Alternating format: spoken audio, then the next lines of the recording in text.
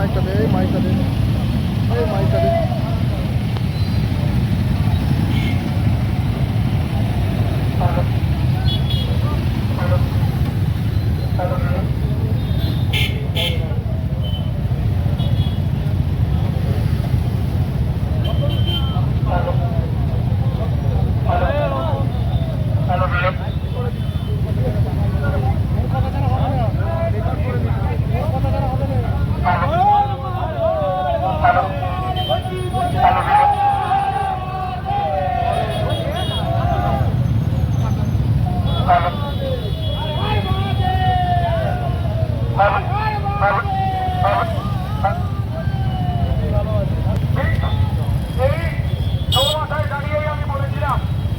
অভিনন্দন যাত্রার সময় যে এবারের শ্রাবণী মেলা বড় করে হবে।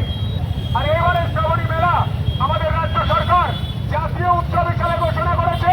আর তার জন্য আমরা রাজ্যের মুখ্যমন্ত্রী শুভেন্দু অধিকারী মহাশয়কে ধন্যবাদ জানাচ্ছি। এই তারকেশ্বর যাতে আরো উন্নয়নের শিখরে পৌঁছয় তার জন্য চেষ্টা করছেন রাজ্যের মুখ্যমন্ত্রী এবং দেবাদিদেব মহাদেবের আশীর্বাদে আমরা কাজ করে চলেছি। আগামী 14 তারিখ দলে দলে প্রধানমন্ত্রীজি যে মাঠে এসেছিলেন সেই মাঠেই আপনারা অংশগ্রহণ করুন, কারণ ওই মাঠেই আসছেন প্রায় 3000 নাগা সাধু সহ সাধু সন্তরা আসছেন। কার্তিক মহারাজ সহ রাজ্যের মুখ্যমন্ত্রী শুভেন্দু অধিকারী মহাশয় এবং সেই বর্ণাঢ্য শোভাযাত্রা মন্দির থেকে শুরু হয়ে দুটোর মধ্যে প্রধানমন্ত্রীর যে মাঠ সেই মাঠে এসে পৌঁছবেন।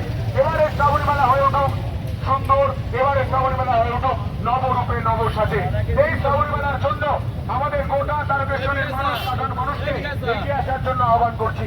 প্রতি বছর শ্রাবণী মেলা হয়, কিন্তু প্রতি বছর শ্রাবণী মেলা থেকে মানুষের যে অভাব অভিযোগগুলো এত বছর ছিল সেই অভাব অভিযোগগুলো মেটানোর আমরা চেষ্টা করছি। পানীয় জল, রাস্তা, তাদের সুযোগ সুবিধা, মেডিকেল এবং তারা বলেন যে আমরা আসি তারকেশ্বরে বসার মতো কোনো জায়গা থাকে না, তাই আমরা তৈরি করেছি।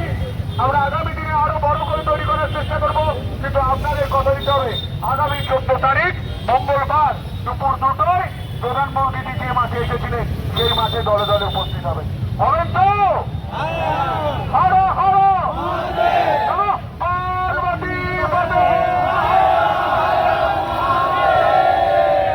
আপনাদের প্রত্যেকের দায়িত্ব রয়েছে।